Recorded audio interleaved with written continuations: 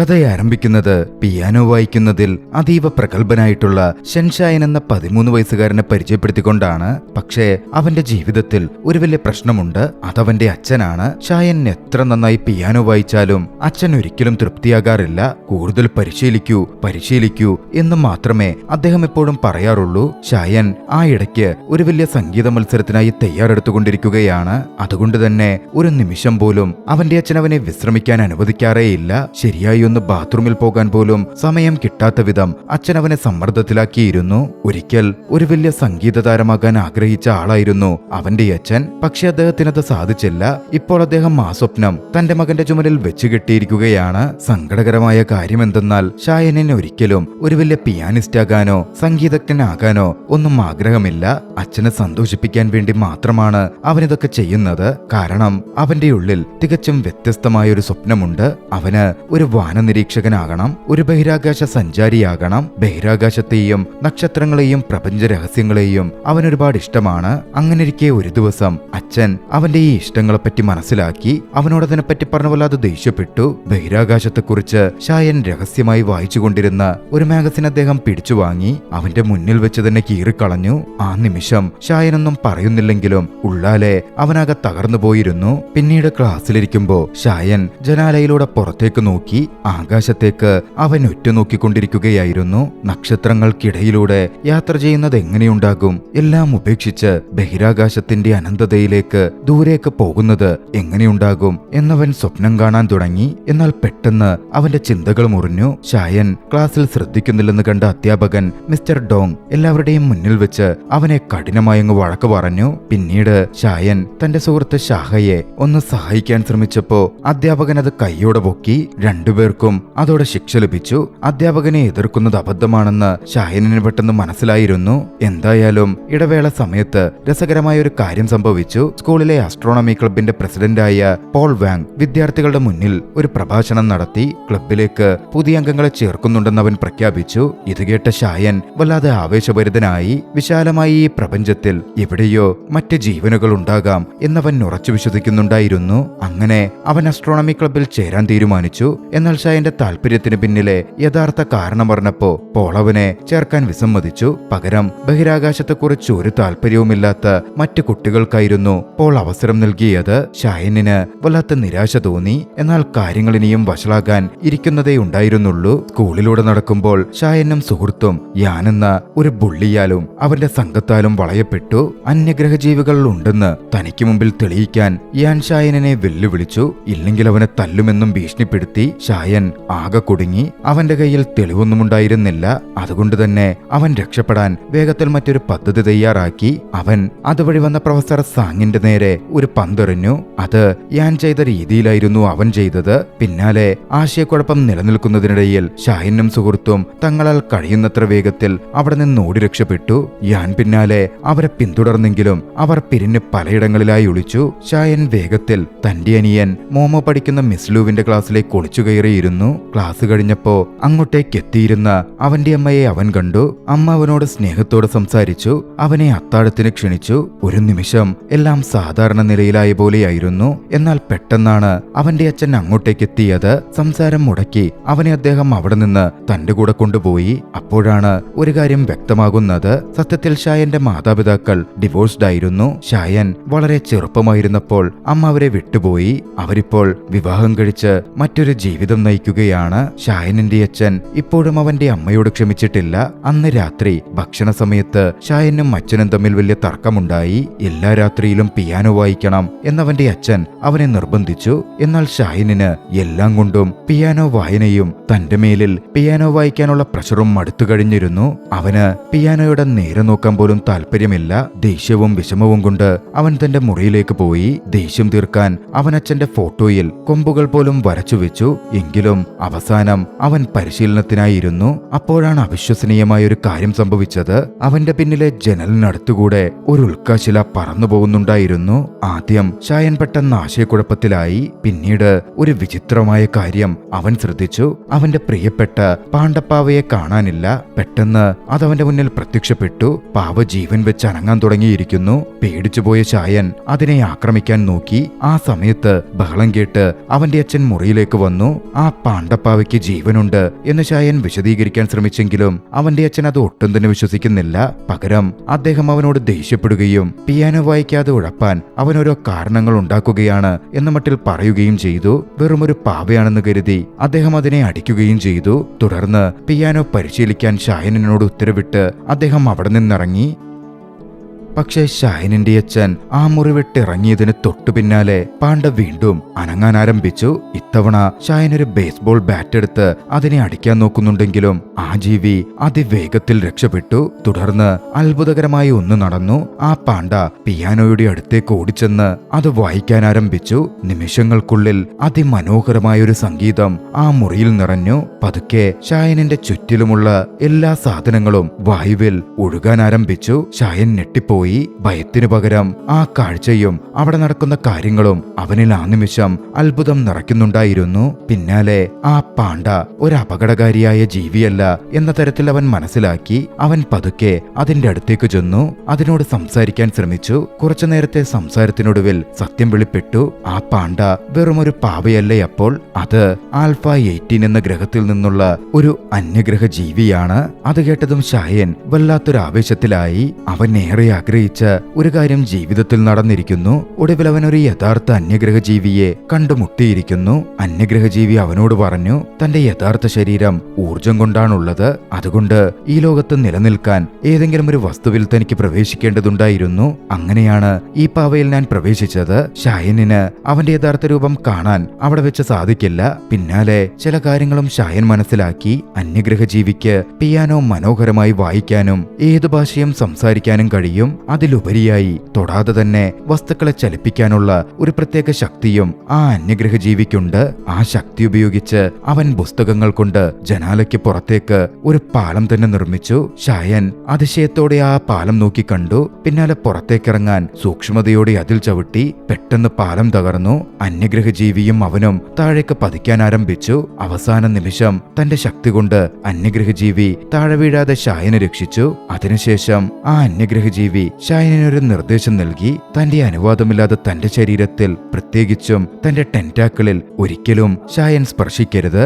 അത് അപകടമുണ്ടാക്കാം. അന്യഗ്രഹ ജീവി പിന്നീട് അവനെ സുരക്ഷിതമായി മുറിയിലെത്തിച്ചു. ഷായൻ ഉറങ്ങാൻ പോകുന്നുണ്ടെങ്കിലും രാത്രിയിൽ ആ അന്യഗ്രഹ ജീവി രഹസ്യമായി എല്ലാം വിശകലനം ചെയ്യാൻ തുടങ്ങുന്നു. സത്യത്തിൽ ആ ജീവി ഈ ലോകത്തേക്ക് എത്തിച്ചേർന്നതിന് പിന്നിൽ അവനൊരു ദൗത്യമുണ്ടായിരുന്നു. അതിന്റെ ആദ്യഘട്ടം 2 മാസത്തിനുള്ളിൽ പുറത്താക്കണം. അക്കാര്യം വെളിപ്പെട്ടു. പിറ്റേന്ന് രാവിലെ ഷായൻ എഴുന്നേറ്റ് മുറിയിലാകെ ആ പാണ്ഡയെ തിരിഞ്ഞു. മൊസാട്ട് എന്ന് അവനതിന് പേരിട്ടിരുന്നു. അന്വേഷണത്തിനൊടുവിൽ തന്റെ പ്രിയപ്പെട്ട വാച്ച് ധരിച്ചിരിക്കുന്ന നിലയിലായിരുന്നു മൊസാട്ടിനെ അവന് കണ്ടെത്താൻ സാധിച്ചത്. ഷായൻ തനിക്ക് സ്കൂളിൽ പോകണമെന്നും അവനോട് വീട്ടിൽ ഒളിച്ചിരിക്കണമെന്നും പറഞ്ഞു. എന്നാൽ മൊസാട്ടിന് മറ്റ് പദ്ധതികളുണ്ടായിരുന്നു. അവനങ്ങനെ ഒറ്റയ്ക്ക് വീട്ടിലിരിക്കാൻ വലിയ താല്പര്യമുണ്ടായിരുന്നില്ല. ഷായനൊപ്പം താനും വരുന്നു എന്ന് മൊസാട്ട് വാശി പിടിച്ചു. വേറെ വഴിയില്ലാത്തതുകൊണ്ട് ഷായൻ രഹസ്യമായി അവനെ സ്കൂളിലേക്ക് കൊണ്ടുപോയി. ക്ലാസ്സിൽ ഡെസ്കിനടിയിൽ മൊസാട്ടിനെ ഒളിപ്പിക്കുന്നുണ്ടെങ്കിലും ഇടുങ്ങിയ സ്ഥലത്തിരിക്കാൻ ഇഷ്ടപ്പെടാത്ത മൊസാട്ട് പുറത്തേക്ക് വരാൻ ശ്രമിച്ചുകൊണ്ടേയിരുന്നു. ഈ വിചിത്രമായ അനക്കവും ഷായനിന്റെ ഡെസ്കിനടുക്കൽ നടക്കുന്നതും ഷാഹോയുടെ ശ്രദ്ധയിൽപ്പെട്ടിരുന്നു. ഷായൻ എന്തോ ഒളിക്കുന്നുണ്ട് എന്നവന് തോന്നി. ഇടവേള സമയത്ത് അവൻ ഷായനെ എതിരിട്ടു. സത്യം പറയാതിരിക്കാൻ ഷായൻ ശ്രമിക്കുന്നുണ്ടെങ്കിലും ഷാഹ പിന്മാറിയതേയില്ല. ഒടുവിൽ മനസ്സില്ലാ മനസ്സോടെ ഷായൻ ആ പാണ്ഡപ്പാവയെ പുറത്തെടുത്ത് കാണിച്ചു. അതൊരു അന്യഗ്രഹ ജീവിയാണെന്നും പറഞ്ഞു. എന്നാൽ മൊസാട്ട് പെട്ടെന്ന് വെറുമൊരു പാവയെപ്പോലെ നിശ്ചലനായിട്ടിരുന്നു. അത് വെറുമൊരു പാവയെപ്പോലെയായിരുന്നു ഷാഹയ്ക്ക് കണ്ടപ്പോ തോന്നിയത്. അതോടെ ഷാഹ ദേഷ്യപ്പെട്ടു. നീ എന്തെന്നെ കളിയാക്കുകയാണോ എന്ന മട്ടിൽ ചോദിച്ചു. എന്നാൽ അപ്രതീക്ഷിതമായി ആ നിമിഷം ഷായനെ സഹായിക്കാൻ മൊസാട്ട് എഴുന്നേറ്റ് സംസാരിക്കാൻ തുടങ്ങി. അതുകണ്ട് ഷാഹ ഞെട്ടിപ്പോയിരുന്നു. പിന്നാലെ അവനതിൽ വലിയ അത്ഭുതം തോന്നി. ഒടുവിൽ ഷായ പറഞ്ഞത് മുഴുവൻ അവൻ വിശ്വസിച്ചു. മനോഹരമായി അവൻ പിയാനോ വായിക്കുമെന്നും അതുകൊണ്ടാണ് താൻ ആ അന്യഗ്രഹ ജീവിക്ക് മൊസാട്ട് എന്ന് പേരിട്ടത് എന്നും ഷായൻ ഷാഹയോട് പറഞ്ഞു. ആ സമയത്തായിരുന്നു യാൻ അങ്ങോട്ടേക്ക് വന്നത്. ബുള്ളിയായ യാൻ വീണ്ടും ഷായനെയും ഷാഹയെയും ബുള്ളി ചെയ്യാൻ തുടങ്ങി. ഷായൻ അവനോട് മാപ്പ് പറയുന്ന പോലെ അഭിനയിച്ചു. എന്നാൽ യാൻ അവരെ അങ്ങനെ ശല്യം ചെയ്യുന്നത് കണ്ട മൊസാട്ട് അവനെ ഒരു പാഠം പഠിപ്പിക്കാൻ തീരുമാനിച്ചു. തന്റെ ശക്തി ഉപയോഗിച്ച് യാന മൊസാട്ട് അതിവേഗത്തിൽ വട്ടം കറക്കി. കറക്കം നിന്നപ്പോഴോ യാൻ ഒരു പെൺകുട്ടിയുടെ രൂപത്തിലേക്ക് മാറിയിരുന്നു. നാണക്കേട് തോന്നിയവൻ ആരും കാണുന്നതിന് മുമ്പ് വസ്ത്രം മാറാൻ അവിടെ നിന്നോടി. അത് കണ്ട് ഷായനും കൂട്ടുകാരനും ചിരിച്ചു. പിന്നീട് സ്കൂളിൽ ഒരു ഫുട്ബോൾ മത്സരമുണ്ടായിരുന്നു. മത്സരത്തിൽ ഷായന്റെയും ഷാഹയുടെയും ടീമും പോളിന്റെ ടീമും തമ്മിൽ ഏറ്റുമുട്ടി. സത്യം പറഞ്ഞാൽ ഷായന്റെ ടീം വലിയ പരാജയത്തിലേക്ക് നീങ്ങുകയാണ് എന്ന ഘട്ടമായിരുന്നു. എന്നാൽ ആ സമയത്ത് മൊസാർട്ട് രഹസ്യമായി അവരെ സഹായിക്കാൻ തുടങ്ങി. പെട്ടെന്ന് ഷായന്റെ നീക്കങ്ങളും ഓരോ ഷൂട്ടും അത്ഭുതകരമായി ഗോളുകളായി മാറി. അതൊരു മാജിക് പോലെയായിരുന്നു കാണുന്നവർ നോക്കിക്കണ്ടത്. ഒടുവിൽ അവരുടെ ടീം ആ മത്സരത്തിൽ വിജയിച്ചു. കളിക്ക് ശേഷം ഷായൻ സ്കൂൾ ഇടനാഴിയിലൂടെ നടക്കുമ്പോ പൂന്തോട്ടത്തിൽ ജിങ് എന്ന പെൺകുട്ടിയെ കണ്ടു. അവളെ കണ്ട നിമിഷം അവന്റെ ഹൃദയമെടുപ്പ് വേഗത്തിലായി. കാരണം അവനെ അവൾക്ക് പണ്ടേ ഇഷ്ടമായിരുന്നു. പക്ഷെ അത് തുറന്നു പറയാൻ അവന് ധൈര്യമേ ഉണ്ടായിട്ടില്ല. ആ സമയത്ത് പോൾ അവൾക്ക് കൊണ്ടുവന്ന് പൂക്കൾ നൽകുന്നത് ഷായൻ നോക്കിക്കണ്ടു. അവന് കടുത്ത പൊസസീവ്നെസ് അനുഭവപ്പെട്ടു. പോളിനെ നാണം കെടുത്താൻ അവൻ മൊസാട്ടിന്റെ അടുക്കൽ സഹായം ചോദിച്ചു. മൊസാട്ട് ആകട്ടെ ഷായനെ സഹായിച്ചു. പെട്ടെന്ന് പോളിന്റെ വിഗ് താഴെ വീഴുകയും അവൻ തെന്നി വീണ് പാൻസ് കീറുകയും ചെയ്തു. എല്ലാവരും അത് കണ്ട് ചിരിക്കാൻ ആരംഭിച്ചു. ജിങ്ങിനും ചിരിയടക്കാനായില്ല. നാണക്കേട് കൊണ്ട് പോൾ പെട്ടെന്ന് അവിടെ നിന്ന് ഓടിപ്പോയി. ഇതിനിടയിൽ ജിങ് ശ്രദ്ധിക്കാതിരിക്കാൻ ഷായനും സുഹൃത്തുക്കളും വേഗം പോയി ഒളിക്കുന്നുണ്ടായിരുന്നു. പക്ഷേ കാര്യങ്ങൾ വിചാരിച്ച പോലെ നടന്നില്ല. ജിങ് അവരെ പിന്തുടർന്നു. അങ്ങനെ പിന്തുടരുമ്പോ അവൾ ആ സത്യവും മനസ്സിലാക്കി. ഷായന്റെ കയ്യിലുള്ള പാണ്ടപ്പാവയ്ക്ക് പ്രത്യേക ശക്തികളുണ്ടെന്ന് അവളത് നേരിൽ കാണുകയും ചെയ്തു. അതോടെ അവൾക്ക് വലിയ ആകാംക്ഷയായി. അതിനെപ്പറ്റി കൂടുതൽ അറിയണമെന്നവൾ ആഗ്രഹിച്ചു. ഇതേസമയം മറുവശത്ത് അന്യഗ്രഹ ജീവികളെ കണ്ടെത്താൻ യാൻ വളരെ ഗൗരവകരമായി ഒരു തീരുമാനമെടുത്തു. തനിക്കുണ്ടായ അനുഭവത്തിൽ നിന്നായിരുന്നു അന്യഗ്രഹ ജീവികൾ ഉണ്ടെന്ന് അവൻ വിശ്വസിക്കാൻ ആരംഭിച്ചത്. അവൻ അന്യഗ്രഹ ജീവികളെക്കുറിച്ച് പഠിക്കുന്ന ഒരു വിചിത്രമായ സംഘത്തിൽ ചേർന്നു. പ്രപഞ്ചത്തിന്റെ ചക്രവർത്തിനിയാണ് താനെന്ന് അവകാശപ്പെടുന്ന ദുരൂഹത നിറഞ്ഞൊരു സ്ത്രീയായിരുന്നു ആ സംഘത്തെ നയിച്ചുകൊണ്ടിരുന്നത്. താൻ ഭൂമിയെ ഒരു പുതിയ ഭാവിയിലേക്ക് നയിക്കാൻ വന്നതാണെന്നാണ് അവൾ എല്ലാവരോടും അവകാശപ്പെട്ടത്. അന്നുച്ച കഴിഞ്ഞ് ഷാഹയും ജിങ്ങും മൊസാട്ടിനോട് മറ്റൊരു സഹായം കൂടി ചോദിച്ചു. സ്കൂളിലെ വാട്ടർ ടാങ്കിന് മുകളിൽ കയറി മുകളിൽ നിന്നുള്ള കാഴ്ച കാണണമെന്ന് അവർക്ക് ആഗ്രഹമുണ്ട്. മൊസാട്ട് ഉടൻ തന്നെ അത് സമ്മതിച്ചു. തന്റെ ശക്തി ഉപയോഗിച്ച് പലയിടത്തു നിന്നായി കല്ലുകൾ ചേർത്ത് അവനൊരു ഗോവണി നിർമ്മിച്ചു. പടിപടിയായി നിർമ്മിച്ച ആ ഗോവണിയിലൂടെ മുകളിലേക്ക് കയറി അവരെല്ലാവരും ഒടുവിൽ ആ വാട്ടർ ടാങ്കിന്റെ മുകളിലെത്തി. അവിടെ നിന്ന് നോക്കിയപ്പോ അസ്തമയ സൂര്യൻ അത്രമേൽ മനോഹരമായി കാണുന്നുണ്ടായിരുന്നു. ആ കൂട്ടുകാരൊന്നിച്ച് ആ നിമിഷം പൂർണ്ണമായും ആസ്വദിച്ചു. അത് അത്രമേൽ മികച്ചു നിന്നിരുന്നു. അന്ന് വൈകുന്നേരം ഷായന്റെ അച്ഛൻ വീട്ടിൽ വരുമ്പോ അവന്റെ മുറിയിൽ നിന്ന് പിയാനോ സംഗീതം ഉയരുന്നുണ്ടായിരുന്നു. അദ്ദേഹം പുഞ്ചിരിയോടെ ജനാല തുറന്ന് തന്റെ മകനെ പ്രശംസിച്ചു. പക്ഷേ ആ സത്യം അദ്ദേഹം അറിഞ്ഞിരുന്നില്ല. ആ പിയാനോ വായിച്ചിരുന്നത് അപ്പോൾ ഷായനായിരുന്നില്ല, മറിച്ച് മൊസാട്ടായിരുന്നു. ഷായനാകട്ടെ ഈ സമയം ബഹിരാകാശ വീഡിയോകൾ കാണുന്ന തിരക്കിലായിരുന്നു. അവന്റെ സ്വപ്നം ആ നക്ഷത്രങ്ങളാണ്, അങ്ങോട്ടേക്കുള്ള യാത്രയാണ്. രാത്രിയിൽ മൊസാട്ട് രഹസ്യമായി തന്റെ ഗ്രഹവുമായി വീണ്ടും ബന്ധപ്പെട്ടു. എല്ലാം പദ്ധതി പ്രകാരം നടക്കുന്നുണ്ട് എന്നവൻ തന്റെ ഗ്രഹത്തിലുള്ളവരോടായി പറഞ്ഞു. എന്നാൽ അപ്പോഴാണ് ഞെട്ടിക്കുന്ന ഒരു സത്യം വെളിപ്പെടുന്നത്. മൊസാട്ടിന്റെ യഥാർത്ഥ ദൗത്യം ഭൂമിയിൽ വസിക്കുക എന്നത് മാത്രമല്ല, ഷായനിനെ ഒരു വാനനിരീക്ഷകനാക്കുക, ബഹിരാകാശ സഞ്ചാരിയാക്കി മാറ്റുക എന്നതാണ്. കാരണം ഷായനിന്റെ ഭാവിയും മൊസാട്ടിന്റെ ഗ്രഹത്തിന്റെ ഭാവിയുമായി വലിയൊരു ബന്ധമുണ്ടായിരുന്നു. ഷായനിന്റെ ജീവിതത്തിലെ ഏറ്റവും വലിയ തടസ്സം അവന്റെ അച്ഛനാണെന്ന കാര്യം വ്യക്തമാണ്. ഷായൻ ഒരു ബഹിരാകാശ സഞ്ചാരിയും വാനനിരീക്ഷകനുമായില്ലെങ്കിൽ മൊസാട്ടിന്റെ ഗ്രഹത്തിന്റെ ഭാവി അപകടത്തിലായി തീരും. പിയാനോ വായിക്കാനുള്ള നിരന്തരമായ അവന്റെ അച്ഛന്റെ സമ്മർദ്ദം ഷായനിനെ അവന്റെ യഥാർത്ഥ സ്വപ്നത്തിൽ നിന്ന് അകറ്റിക്കൊണ്ടിരിക്കുകയാണ്. അതുകൊണ്ട് ഷായന്റെ അച്ഛനെ ഇല്ലാതാക്കുവാൻ മൊസാട്ട് ഒരു അപകടകരമായ തീരുമാനമെടുത്തു. ആ വാരാന്ത്യത്തിൽ ഷായൻ തന്റെ അച്ഛനോടൊപ്പം ഒരു വൃദ്ധസദനത്തിൽ കഴിയുന്ന മുത്തച്ഛനെ കാണാൻ പോയി. അതിനുശേഷം മൂന്നുപേരും അവരുടെ ഗ്രാമത്തിലെ വീട്ടിലേക്ക് നടന്നു. അവിടെ വെച്ചാണ് കാര്യങ്ങൾ ഗൗരവകരമാകുന്നത്. മൊസാട്ട് തന്റെ പദ്ധതി നടപ്പിലാക്കാൻ ആരംഭിച്ചു. പലതവണ അവൻ ഷായനിന്റെ അച്ഛനെ അപകടപ്പെടുത്താൻ കെണികൾ ഒരുക്കി. എന്നാൽ ഓരോ തവണയും എന്തോ ഭാഗ്യം കൊണ്ട് ഷായനിന്റെ അച്ഛൻ എല്ലാത്തിൽ നിന്നും തന്നെ രക്ഷപ്പെട്ടു. എന്നിട്ടും മൊസാട്ട് പിന്മാറിയിരുന്നില്ല.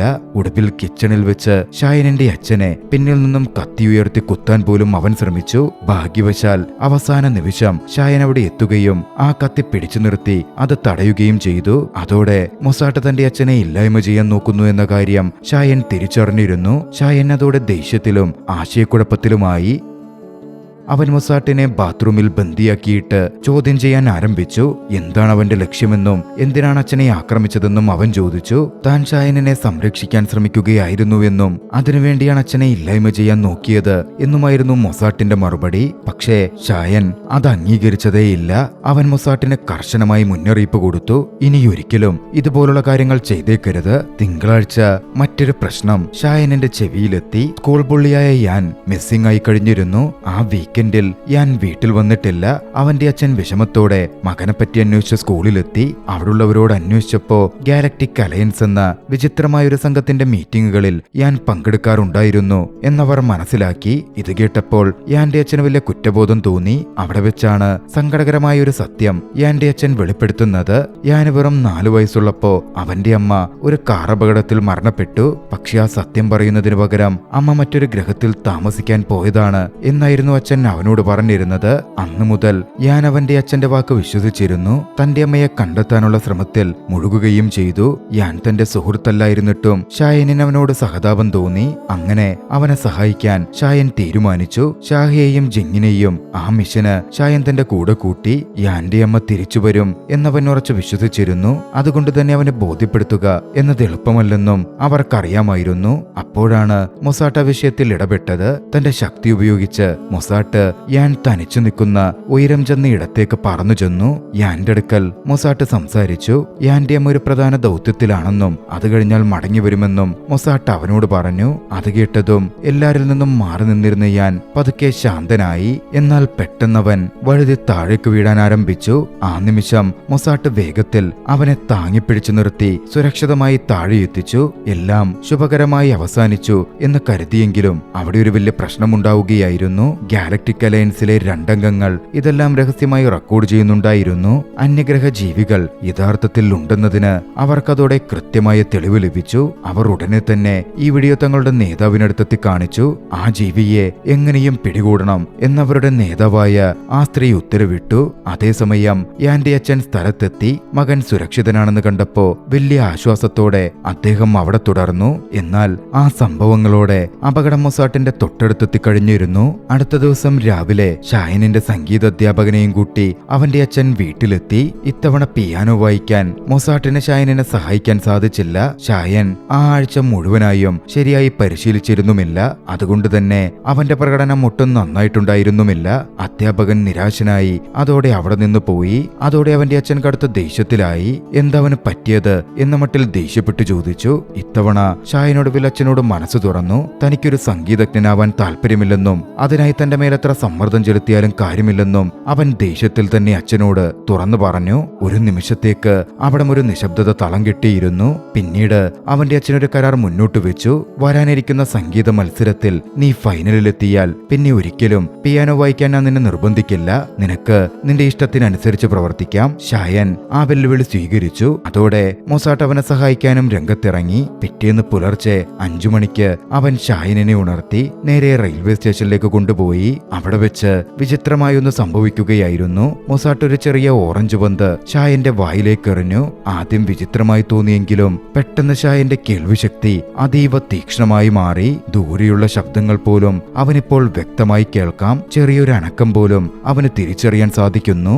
അതവനിൽ വല്ലാത്തൊരു ആവേശമുണർത്തി. അവൻ നഗരത്തിലൂടെ നടക്കുകയും ചുറ്റുമുള്ള ശബ്ദങ്ങൾ ശ്രദ്ധാപൂർവം കേൾക്കുകയും ചെയ്തു. വീട്ടിൽ തിരിച്ചെത്തി. അന്ന് പിയാനോ വായിച്ചപ്പോ കാര്യങ്ങൾ ആകെ മാറി. അവൻ ആ സംഗീതമുള്ളാലെ അനുഭവിക്കാൻ കഴിയുന്നു. അതോടെ ഓരോ സ്വരവും മെച്ചപ്പെടുത്തി വായിക്കാൻ സാധിക്കുന്നു. അവന്റെ ആ സംഗീതം അവന് മനോഹരമായി അനുഭവപ്പെടാൻ തുടങ്ങി. പതിയെ പതിയെ അവന്റെ കഴിവ് വളരെയധികം മെച്ചപ്പെട്ടു വന്നു. അധികം വൈകാതെ ആ മത്സരത്തിന്റെ ദിവസമെത്തി. അവൻ വിധികർത്താക്കളുടെ മുമ്പിൽ അതിമനോഹരമായി പിയാനോ വായിച്ചു. ഇത്തവണ അവന്റെ സംഗീതം കേട്ട് ഏവരും അമ്പരന്നു പോയി. അവന്റെ പേര് നാടെങ്ങും പ്രശസ്തമാവാനും ആരംഭിച്ചു. പത്രങ്ങൾ പോലും അവനെ ഒരു യുവ സംഗീത പ്രതിഭ എന്ന മട്ടിൽ വിശേഷിപ്പിച്ചു. ഷാഹിനിന്റെ അച്ഛന് ഇതൊക്കെ കണ്ട് വലിയ അഭിമാനം തോന്നുന്നുണ്ടായിരുന്നു. എങ്കിലും താൻ അവന് നൽകിയ വാക്ക് അദ്ദേഹം ഓർത്തു. ഫൈനലിൽ എത്തിയ ശേഷം ഷായൻ ഞെട്ടിക്കുന്ന ഒരു കാര്യം പറഞ്ഞു. തനിക്കിനി പിയാനോ വായിക്കാൻ താല്പര്യമില്ല. ഫൈനൽ മത്സരത്തിൽ താൻ പങ്കെടുക്കുന്നുമില്ല. പക്ഷേ ആ സമയം അവന്റെ അച്ഛൻ അവനെ ഒരു വട്ടം കൂടി നിർബന്ധിച്ചു. ഈ മത്സരം ജയിച്ച ശേഷം സംഗീതം എന്നേക്കുമായി വേണമെങ്കിൽ നീ ഉപേക്ഷിച്ചോളൂ എന്ന മട്ടിൽ അദ്ദേഹം പറഞ്ഞു. ഷായൻ അത് സമ്മതിക്കുകയും ചെയ്തു. അങ്ങനെ ഫൈനൽ ദിവസം അവൻ വേദിയിലെത്തി. എല്ലാവരും അവൻ പതിവ് സംഗീതം തന്നെ വായിക്കും എന്നാണ് കരുതിയതെങ്കിലും ഷായൻ തികച്ചും അപ്രതീക്ഷിതമായി ഒന്ന് പ്രവർത്തിച്ചു. അവൻ സ്വന്തമായി പുതിയൊരു മ്യൂസിക് സൃഷ്ടിച്ചു. അത് കേട്ട് വിധികർത്താക്കൾ അത്ഭുതപ്പെട്ടു പോയി. അവനന്ന് ആ മത്സരത്തിൽ വിജയിക്കുകയായിരുന്നു. അച്ഛൻ എന്നത്തേക്കാളും അന്ന് സന്തോഷവാനായി കാണപ്പെട്ടു. അന്ന് വൈകുന്നേരം ഷായന്റെ അമ്മയും അവനെ കാണാൻ വന്നു. അമ്മ അവനെ കെട്ടിപ്പിടിച്ച് താനേറെ അഭിമാനിക്കുന്നു എന്ന് പറഞ്ഞു. ഉടനെ തന്നെ അവന്റെ സുഹൃത്തുക്കളും അങ്ങോട്ടേക്ക് എത്തി. എന്നാൽ ജിങ് സങ്കടകരമായ ഒരു വാർത്ത പങ്കുവച്ചു. അവളുടെ കുടുംബം 2 ദിവസത്തിനുള്ളിൽ മറ്റൊരു നഗരത്തിലേക്ക് മാറിപ്പോവുകയാണ്. ഇത് കേട്ടതും ഷായന്റെ ഹൃദയം തകർന്നു. പക്ഷേ അവൻ തന്റെ വികാരങ്ങൾ മറച്ചുവെച്ച് പതുക്കെ അവിടെ നിന്ന് മാറി നടന്നു. പിറ്റേന്ന് രാവിലെ മുത്തശ്ശൻ അവനൊരു ടെലിസ്കോപ്പ് സമ്മാനമായി നൽകി. അച്ഛൻ ഒരു വാനനിരീക്ഷണ പുസ്തകവും ഗിഫ്റ്റായി കൊടുത്തു. ആദ്യം സന്തോഷം തോന്നിയെങ്കിലും പിന്നീടാണ് ആ സത്യം വെളിപ്പെട്ടത്. അച്ഛന് യാഥാർത്ഥ്യത്തിൽ അവനെ രാജ്യത്തെ ഏറ്റവും മികച്ച സംഗീത അക്കാദമിയിൽ ചേർക്കാനാണ് ആഗ്രഹം. അതറിഞ്ഞതും ഷായൻ ദേഷ്യപ്പെട്ടു. താൻ ചതിക്കപ്പെട്ടതായി അവന് തോന്നി. തനിക്ക് നൽകിയ വാക്ക് അച്ഛൻ ലംഘിക്കുന്നു. അവൻ അച്ഛനടുക്കൽ അതും പറഞ്ഞ് ദേഷ്യപ്പെട്ടു. മുറിയിലേക്ക് എത്തിയതും അവൻ ആ വീട് വിട്ടു തന്നെ പോവാനുള്ള രീതിയിൽ ചിന്തിച്ചു. അതിനവൻ മൊസാട്ടിന്റെ സഹായം തേടി. പക്ഷേ പോകുന്നതിനു മുമ്പ് തന്റെ സുഹൃത്തുക്കളെ ഒരു വട്ടം കൂടി കാണാൻ അവൻ ആഗ്രഹിച്ചിരുന്നു. ആദ്യം അവൻ പോയി ഷാഹയെ കണ്ടു. ഷാഹയെ കൂടെ കൂട്ടി. പിന്നീടവർ ജിങ്ങിന്റെ വീട്ടിലെത്തി. നഗരത്തിലൂടെ അവസാനമായി ഒന്നിച്ച് ഒന്ന് ചുറ്റിക്കറങ്ങാൻ അവർ അവളെ ക്ഷണിച്ചു. അപ്പോഴാണ് മൊസാർട്ട് തടാകത്തിലൊരു ബോട്ട് കണ്ടത്. അവനൊരു ബുദ്ധി തോന്നി. കുട്ടികളെ ആ ബോട്ടിൽ കയറ്റി തന്റെ ശക്തി ഉപയോഗിച്ച് അവൻ ആ ബോട്ടിനെ വായുവിൽ പറത്തി. പാർക്കിലുള്ളവർ വായുവിൽ പറക്കുന്ന ബോട്ട് കണ്ട് അക്ഷരാർത്ഥത്തിൽ ഞെട്ടുന്നുണ്ടായിരുന്നു. 3 സുഹൃത്തുക്കളും അതിൽ കയറി തങ്ങളുടെ ചെറിയ സാഹസിക യാത്ര ആരംഭിച്ചു. എന്നാൽ പക്ഷെ അവർ തനിച്ചായിരുന്നില്ല. ആ ദുരൂഹ സ്ത്രീയും സംഘവും അവരെ നിരീക്ഷിക്കുകയും പിന്തുടരുകയും ചെയ്യുന്നുണ്ടായിരുന്നു. കുറച്ചു കഴിഞ്ഞ് സുഹൃത്തുക്കൾ ഒരു പഴയ ഗോപുരത്തിന് സമീപം ഇറങ്ങി. രാത്രിയിൽ അവരൊരുമിച്ച് നക്ഷത്രങ്ങളെ നോക്കി. അതൊരു ശാന്തമായ നിമിഷമായിരുന്നു. എന്നാൽ അപ്പോഴാണ് മൊസാർട്ട് തന്റെ വാച്ചിൽ നോക്കി ഗൗരവകരമായ ഒരു കാര്യം ശ്രദ്ധിക്കുന്നത്. തന്റെ ദൗത്യം പൂർത്തിയാക്കാൻ ഇനി വെറും 17 മണിക്കൂർ മാത്രമേ ബാക്കിയുള്ളൂ. അതിനാൽ അവൻ ഒരിക്കൽ കൂടി തന്റെ ശക്തി ഉപയോഗിച്ചു. അവൻ ക്ഷീരപഥത്തിന്റെ, അതായത് മിൽക്കി വേയുടെ മനോഹരമായ ഒരു ഹോളോഗ്രാം സൃഷ്ടിച്ചു. കുട്ടികൾക്ക് നക്ഷത്രങ്ങളെ മുമ്പൊരിക്കലും ഇല്ലാത്ത വിധം അടുത്തുനിന്ന് അതോടെ കാണാൻ സാധിച്ചു. ഷായൻ വിസ്മയിച്ചു പോയി. അവൻ ബഹിരാകാശത്തോട് മുമ്പത്തേക്കാളും അടുത്തതായി അവന് തോന്നി. പിന്നീടവർ മൊസാട്ടിന്റെ ഗ്രഹത്തെപ്പറ്റി ചോദിച്ചു. അവൻ ആൽഫ 18ന്റെ ഒരു ചെറിയ ചിത്രം കാണിച്ചു കൊടുത്തു.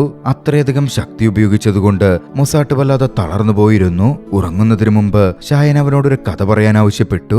ഇത്തവണ മൊസാട്ട് പറഞ്ഞത് അവനറിയാവുന്ന സത്യങ്ങളായിരുന്നു. അവൻ തന്റെ യഥാർത്ഥ ദൗത്യം അവരോട് വെളിപ്പെടുത്തി. ഭാവിയിൽ മനുഷ്യർ ആൽഫ 18ൽ നിന്നുള്ള അന്യഗ്രഹ ജീവികളെ കണ്ടുമുട്ടും. ആ 2 ജീവിവർഗങ്ങളും ചേർന്ന് ഒരു പുതിയ ലോകം സൃഷ്ടിക്കും. എന്നാൽ ഈ ഭാവി ഭൂമിയിൽ നിന്നുള്ള ഒരു വാനനിരീക്ഷകനെ ആശ്രയിച്ചായിരിക്കും ഉണ്ടാവുക. ആ വ്യക്തി ഷായനാണ്. ഷായൻ തന്റെ സ്വപ്നം പിന്തുടരുന്നില്ലെങ്കിൽ ആ ഒരു ഭാവി ഒരിക്കലും സംഭവിക്കില്ല. അതുകൊണ്ടാണ് ഷായൻ തന്റെ സ്വപ്നം പിന്തുടരുന്നുണ്ട് എന്ന കാര്യം ഉറപ്പാക്കാൻ ടൈം ട്രാവൽ അടക്കം ചെയ്ത് മൊസാട്ട് ഭൂമിയിലേക്ക് വന്നത്. ഇതെല്ലാം പറഞ്ഞു കഴിഞ്ഞപ്പോൾ ഷായൻ ഉറങ്ങിപ്പോയതായി മൊസാട്ട് നോക്കിക്കണ്ടു. അവൻ പതുക്കെ ഷായന്റെ വാച്ച് തിരികെ നൽകാൻ തീരുമാനിച്ചു. എന്നാൽ ആ സമയത്ത് അവൻ മനോഹരമായ ഒരു ശബ്ദം കേട്ടു. ഒരു വിചിത്രമായ ഈണം. കൗതുകം തോന്നിയ മൊസാട്ട് അത് പിന്തുടർന്നു. പക്ഷെ അതൊരു കെണിയായിരുന്നു. പെട്ടെന്ന് അവൻ പിടിക്കപ്പെട്ടു. പിറ്റേന്ന് രാവിലെ മാതാപിതാക്കളുടെ ബഹളം കേട്ടാണ് ഷായനും സുഹൃത്തുക്കളും ഉണരുന്നത്. പോലീസിന്റെ സഹായത്തോടെ കുടുംബാംഗങ്ങൾ അവരെ കണ്ടെത്തിയിരുന്നു. എന്നാൽ മൊസാട്ടിനെ ഇവിടെ കാണുന്നില്ല എന്ന കാര്യം ഷായൻ ശ്രദ്ധിച്ചു. അവൻ എല്ലായിടത്തും തിരഞ്ഞെങ്കിലും മൊസാട്ടിനെ കണ്ടെത്താനായില്ല. പതുക്കെ മൊസാട്ട് തന്നെ വിട്ടുപോയതാണ് എന്ന് തന്നെ അവൻ ചിന്തിച്ചു. വീട്ടിൽ തിരിച്ചെത്തിയപ്പോ അവന്റെ വാച്ചിൽ പെട്ടെന്നൊരു ശബ്ദം കേട്ടു. അപ്പോഴാണ് ആ വാച്ച് നോക്കി പേടിപ്പെടുത്തുന്ന ഒരു കാര്യം അവൻ തിരിച്ചറിയുന്നത്. മൊസാട്ടിന് ഇനി ഈ ഭൂമി വിട്ടുപോകാൻ 7 മണിക്കൂർ മാത്രമേ ബാക്കിയുള്ളൂ. അതിനു മുമ്പ് മൊസാട്ടിനെ കണ്ടെത്തണം. സമയം കളയാതെ ഷായൻ ഷാഹയെ വിളിച്ചു. അവർ മൊസാട്ടിനെ കണ്ടെത്താൻ പുറപ്പെട്ടു. അതേസമയം ജിങ് നഗരം വിട്ടുപോകാനുള്ള തയ്യാറെടുപ്പിലായിരുന്നു. എന്നാൽ മൊസാട്ടിനെ കാണാനില്ലെന്ന് അവൾക്ക് വിവരമെത്തിയതും പോവാനായി നിന്നിരുന്ന അവൾ ഷായനെ സഹായിക്കാൻ ഓടിയെത്തി. അവരെല്ലാവരും വീണ്ടും ഒന്നിച്ചു. നിരാശയോടെ ഇതിനുള്ള വഴിയന്വേഷിച്ച് അവർ ഓരോന്ന് ആലോചിച്ചു. ഒടുവിൽ യാനിന്റെ കാര്യം ആലോചിച്ചു. അവർ യാന്റെ വീട്ടിലേക്ക് പോയി. ഒരിക്കൽ അവനെ രക്ഷിച്ച അന്യഗ്രഹ ജീവികളുടെ സുഹൃത്തുക്കളാണ് തങ്ങളെന്നവർ യാനോട് പറഞ്ഞു. അവരെന്തെങ്കിലും അറിയാമെങ്കിൽ പറയണമെന്നും ആ അന്യഗ്രഹ ജീവിയെ രക്ഷിക്കണം എന്നും അവർ യാനിനോട് വ്യക്തമാക്കി. പെട്ടെന്ന് അത്ഭുതകരമായ ഒരു കാര്യം സംഭവിച്ചു. ഷായനും മൊസാട്ടും തമ്മിൽ ഒരു ബന്ധം സ്ഥാപിക്കപ്പെട്ടു. മൊസാർട്ട് ആ നിമിഷം എന്താണോ കേൾക്കുന്നത് അത് യാനിനും കേൾക്കാൻ കഴിഞ്ഞു. അതിലൂടെ മൊസാർട്ട് എവിടെയോ തടവിലാക്കപ്പെട്ടിരിക്കുകയാണ്. ഭീഷണിപ്പെടുത്തുകയാണെന്നും അതിശക്തമായ ശബ്ദതരംഗങ്ങൾ ഉപയോഗിച്ച് അവനെ ദുർബലപ്പെടുത്തുകയാണെന്നും അവർ തിരിച്ചറിഞ്ഞു. അതുകൊണ്ടാണ് മൊസാർട്ടിന് തന്റെ അസാമാന്യ ശക്തികൾ ഉപയോഗിക്കാൻ കഴിയാത്തത്. കേൾക്കുന്ന ആ വിചിത്ര ശബ്ദങ്ങളിൽ നിന്നുള്ള സൂചനകൾ വെച്ച് യാൻ കൃത്യമായ സ്ഥലം മനസ്സിലാക്കി.